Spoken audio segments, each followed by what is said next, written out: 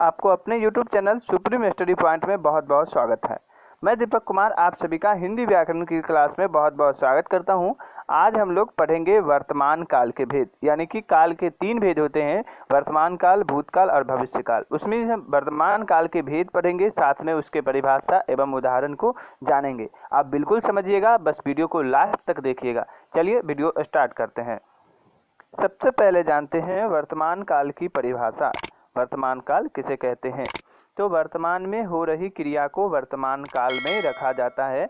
इसका अर्थ होता है कि दर्शाई गई क्रिया उसी वक्त में हो रही है, यानी कि दर्शाई गई क्रिया जो होती है वो उसी वक्त हो रही है, उसे ही वर्तमान काल कहते हैं। जैसे कि मैं पढ़ रहा हूँ, मैं खेल रहा हूँ, राम जा रहा है, राम खा रहा है, यानी कि वह क्रिया यानी कि जो काम है ठीक उसी समय हो रहा है ना। और एक रहता है कि राम जाएगा, राम खाना खा लिया था, तो वो काम एक हो जाता है और एक होने वाला रहता है। वो एक होने वाला रहता है उसको भविष्य काल कहते हैं, जो हो जाता है उसके भूतकाल कहते हैं। हम लोग इस वीडियो में जान रहे हैं वर्तमान काल। तो वर्तमान काल जिसमें काम हो रहा है।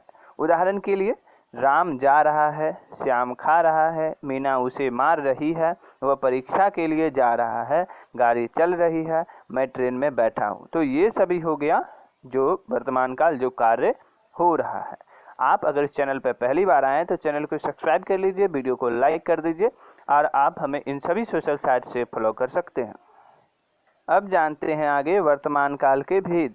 सामान्य वर्तमान काल यह क्रिया का सबसे सामान्य रूप है। यह सामान्य वर्तमान काल में होने वाली क्रिया को दर्शाता है। उदाहरण के लिए मैं लेख लिखता हूँ, है ना, वह खेल खेलता है। अगला है अपूर्ण वर्तमान काल। एक हो गया सामान्य वर्तमान काल, जिसमें कि सामान्य वर्तमान काल में होने की क्रिया दर्शाता है, सबसे सामान्य रूप है एकदम से, जब मैं खेलता हूँ, मैं लेख लिखता हूँ। एक होता है अपूर्ण वर्तमान काल। अपूर्ण वर्तमान काल सामान्यतः सबसे अधिक क्रिया में प्रयोग किए जाने वाला काल है, यानी कि समय है। यह एक क्रिया के वर्तमान काल में होने को दर्शाता है और इसे अपूर्ण कहा जाता है, क्योंकि इसके दौरान क्रिया का परिणाम नहीं दिखाया जाता है। जैसे मैं लेख लिख रहा हूँ, वह खेल रहा है।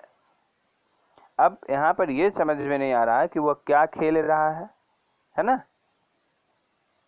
ना, जबकि यहाँ पर जो सामान्य था कि मैं लेख लिखता हूँ, ये सिंपल सी है ना। वह खेल खेलता है, लेकिन यहाँ यह नहीं समझ में आ रहा है कि वह क्या कर रहा है। वह खेल रहा है ना, कौन क्या कर रहा है, कैसा खेल खेल रहा है, यह अपूर्ण हो जाता है। अब आगे जानेंगे कि पूर्ण वर्तमान काल क्या होता है।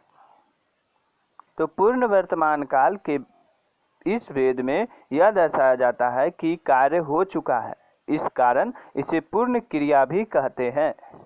उदाहरण मैंने लेख लिखा है ना। यहाँ पर क्या कहा, मैंने लेख लिखा, यानी कि कार्य जस्ट खत्म हुआ है, उसने लेख लिख दिया है।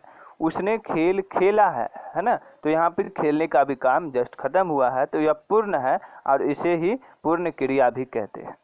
आगे है संदिग्ध वर्तमान काल।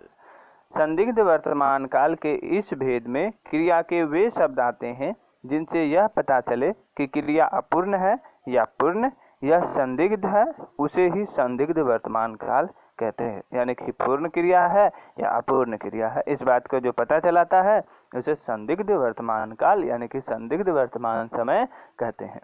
उदाहरण के लिए वह लेख लिख रहा होगा, है ना, कोई संभावित कर रहा है कि वह लेख लिख रहा होगा। अभी का जो समय है, इस समय में वह लेख लिख रहा होगा।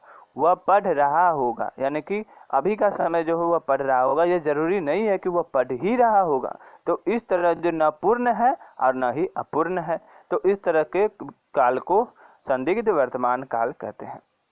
आगे है तात्कालिक वर्तमान काल।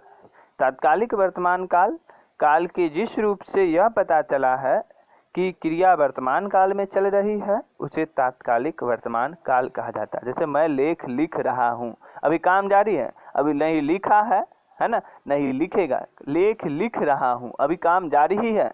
दूसरा मैं खेल रहा है, वह खेल रहा है या मैं खेल रहा हूँ, तो यह भी काम जारी है, तो यह तात्कालिक वर्तमान काल कहलाएगा। एक होता है संभाव्य वर्तमान काल। संभाव्य वर्तमान काल के दौरान क्रिया के पूर्ण होने की संभावना बनी रहती है, इस कारण इसे संभावित वर्तमान काल कहा जाता है। जैसे मैं लेख लिखता हूँ, है ना, लिख रहा है वह पूरी होगा या नहीं होगा यह भी पता नहीं है, वो खेलता है ना। तो इस तरह से आप वर्तमान काल की पूरी परिभाषा उदाहरण समझ गए। अगर वीडियो पसंद आता है तो वीडियो को लाइक कीजिए, हमारे चैनल पर पहली बार आए तो चैनल को सब्सक्राइब कर लीजिए और डिस्क्रिप्शन में जाकर आप पूरी वीडियो